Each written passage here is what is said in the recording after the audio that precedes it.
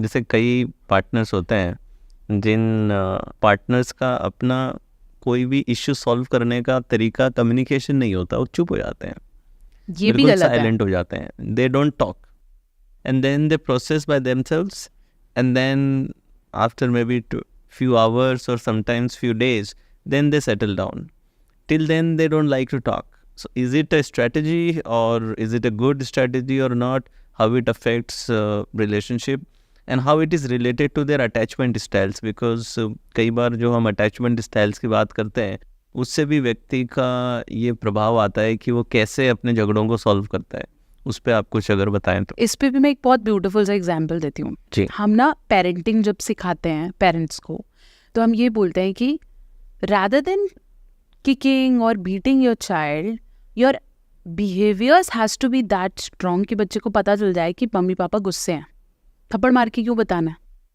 ठीक है, हमारे घर में भी बड़े थे, मुझे मेरे दादाजी याद आते हैं, वो मारते नहीं थे लेकिन वो उनका फेस देख के हम डर जाते थे कि भाई इसको गुस्सा आया है। नजर से ही डर लगता था कि अब हम लेट हो गए और अब तो पिटेंगे। पीटते नहीं थे लेकिन उनके एक्सप्रेशन देख के हम बोलते हैं ना, बिल्कुल ऐसा रश, एडीआर रश होता था कि भाई गया है ना।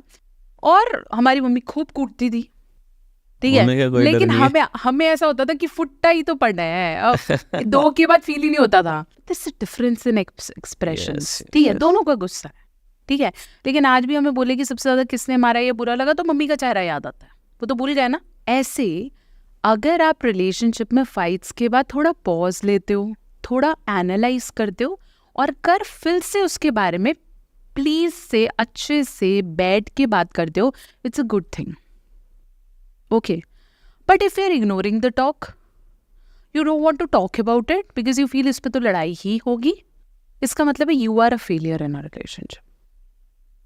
ठीक है, मान लो मुझे मेरी सास की या किसी की बात बुरी लगती है, मैं उस समय तो बोल नहीं रही, उसके बाद मैं पैसिवली उसे कलेक्ट करती जा रही हूँ, एक दिन मैं बहुत बुरी फूटूंगी और फिर मेरे रिलेशनशिप्स खराब हो जाएंगे। So the passive anger is also very bad, active anger is also very bad. क्या आया और बोल दिया, गुस्सा इज अ जेन्युइन इमोशन। मैं कोई जानबूझ के नहीं कर रही, मुझे आ जाता है, यूरिन में कर नहीं रही, मुझे आता है, इट्स माय सिस्टम।